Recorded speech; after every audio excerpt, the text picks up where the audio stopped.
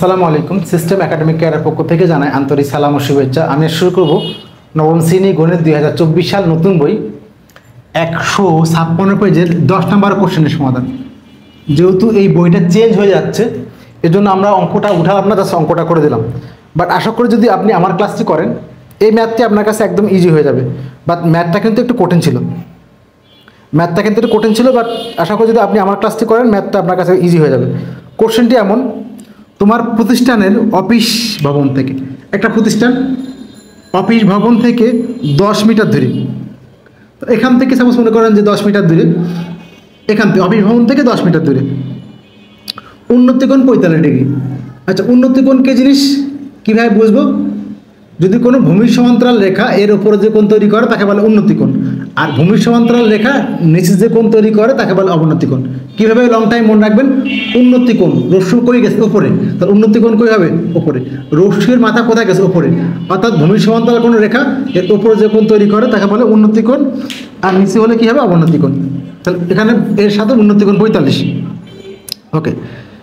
ওকে, কিন্তু এখানে 10 মিটার, কিন্তু এখান থেকে যদি 20 মিটার যান, এখানে যদি 20 মিটার যান তখন আমরা কোণটা হবে থেটা।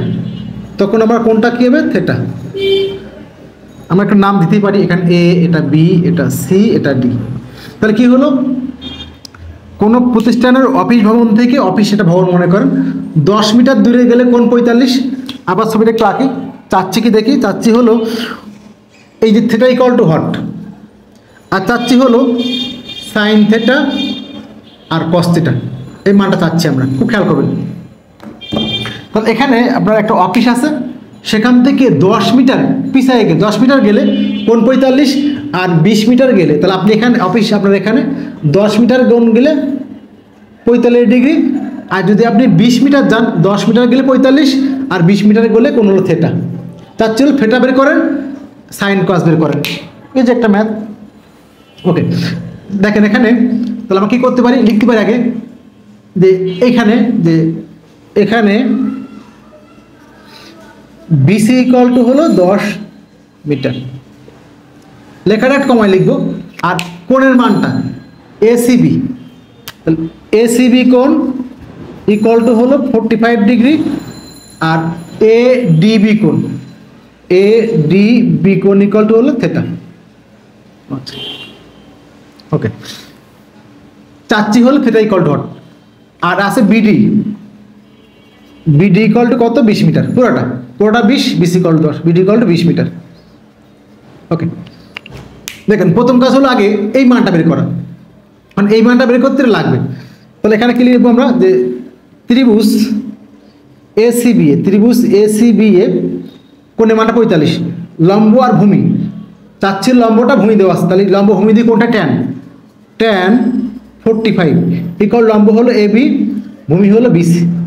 ট্যান 45 মানে 1, ট্যান 45 ইকুয়াল টু 1। এবি হলো, যাচ্ছি আমি এবি, বিসি হলো কত? 10। অতএব এবি ইকুয়াল টু কত হলো? 10 মিটার। ওকে, এবি বের হয়ে গেল। এখন দেখেন চাচ্ছি হলো থিটার মানটা, তাহলে আমার থিটা বের করতে গেলে এটা কিন্তু 10 পেয়ে গেছে, এটা 20 পেয়ে গেছে, তাহলে অতিভুজটা বের করলে তো হয়ে গেছে, এই মানটা নিলে তো হয়ে গেছে। তো আমরা কী করতে পারি? যে ত্রিভুজ এ বি ডি এ, এটা সমকোণী ত্রিভুজ, এটা অতিভুজ। সমকোণের সামনেকে অতিভুজ বলে। এডি স্কোয়ার ইকুয়াল টু অতিভুজের স্কোয়ার ইকুয়াল টু বাকি দুটা, তার মানে এবি স্কোয়ার প্লাস হলো BD square. AD square equal to AB square plus BD square. তো এবি কত বলেন তো? এবি হলো 10, 10-এর স্কোয়ার, বিডি কত? 20। তাহলে 10 10-এ 100 আর 20 20 400, কত হলো মোট? 500। এবার এই জায়গাটা খেয়াল করেন, এই মানটাকে আপনি কীভাবে বের করবেন? আমি লিখি এখানে, তাহলে এডি স্কোয়ার ইকুয়াল টু কত হলো? 500। দেখ, এই মানটা বের করার ক্ষেত্রে আপনি দেখবেন কোনো মান ডাবল হয় কিনা। এবং 500 ক্ষেত্রে আপনাকে 5 গুণ 100, তাহলে এই 100 কিন্তু রুট করলে 10 হয়ে যাবে। কী হয়ে যাবে? 10। যদি আপনার সাপোজ এ থাকতো তাহলে মানগুলো আপনি কী নেবেন? 4 রাখবেন, 16 রাখবেন, 25 রাখবেন, স্কোয়ার যেগুলো হয় 4 16 25 36 49, এভাবে কি 100 121 এগুলো নেবেন। তো এখানে কী করবেন? আমি ভেঙে 100 × 5 করেন, তাহলে এডি স্কোয়ার ইকুয়াল টু 100 × 5, অতএব এডি ইকুয়াল টু কী করবেন? √100 × 5।